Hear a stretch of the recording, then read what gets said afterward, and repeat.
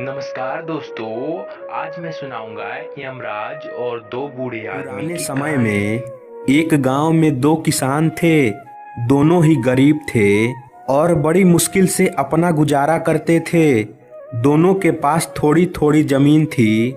उसी जमीन से खाने पीने की व्यवस्था करते थे। एक दिन संजोग से दोनों की मृत्यु एक साथ ही हो गई। दोनों की आत्मा यमलोक पहुंची। यमलोक में यमराज ने कहा कि तुम दोनों का जीवन बहुत अच्छा रहा। अगले जन्म में क्या बनना चाहते हो?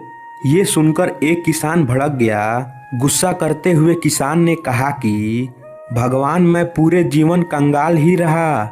मैंने दिन रात कड़ी मेहनत की, खेत में बैलों की तरह काम किया, लेकिन एक एक पैसे के लिए मेरा परिवार तरस रहा था। ऐसा जीवन अच्छा कैसे हो सकता है?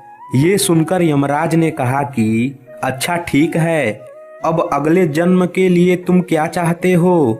किसान ने कहा कि भगवान, मुझे अगला जन्म ऐसा दीजिए कि मुझे कभी भी किसी को कुछ देना न पड़े। मुझे चारों तरफ से पैसे ही पैसे मिले। यमराज ने तथास्तु कह दिया और अगले किसान के पास पहुंचे। दूसरे किसान ने कहा कि भगवान, आपने मुझे सब कुछ दिया था, अच्छा परिवार, थोड़ी जमीन दी, जिससे मैं अपना और अपने परिवार का पालन कर रहा था। जीवन में सुख शांति थी। बस एक ही कमी थी कि कभी कभी मैं मेरे घर आए भूखों को खाली हाथ लौटा देता था, क्योंकि मेरे पास उन्हें देने के लिए कुछ नहीं होता था। यमराज ने कहा, तो अब अगले जन्म के लिए क्या चाहते हो? किसान ने कहा कि भगवान, मुझे ज्यादा कुछ नहीं चाहिए। बस इतना कर दीजिए कि मेरे घर से कोई खाली हाथ न जाए।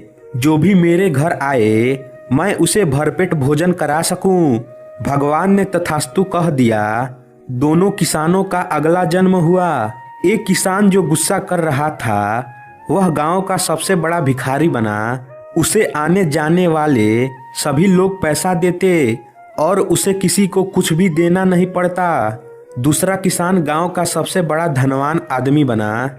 उसके घर से कोई भी खाली हाथ नहीं जाता था। वह धन धान्य देकर सभी की मदद करता था। तो दोस्तों, इस कहानी से हमें यह सीख मिलती है कि भगवान ने हमें जितना दिया है उसमें संतुष्ट करना चाहिए। समय अच्छा या बुरा नहीं होता है, हमारी सोच ही उसे अच्छा या बुरा बनाती है। सोच अच्छी होगी तो हम बुरे समय में भी सुखी रह सकते हैं, जैसे कि दूसरा किसान अपने जीवन में खुश था। तो दोस्तों, आशा करता हूँ यह कहानी आपको अच्छी लगी होगी। तो इसे लाइक करें और हमारे चैनल को सब्सक्राइब करें। धन्यवाद।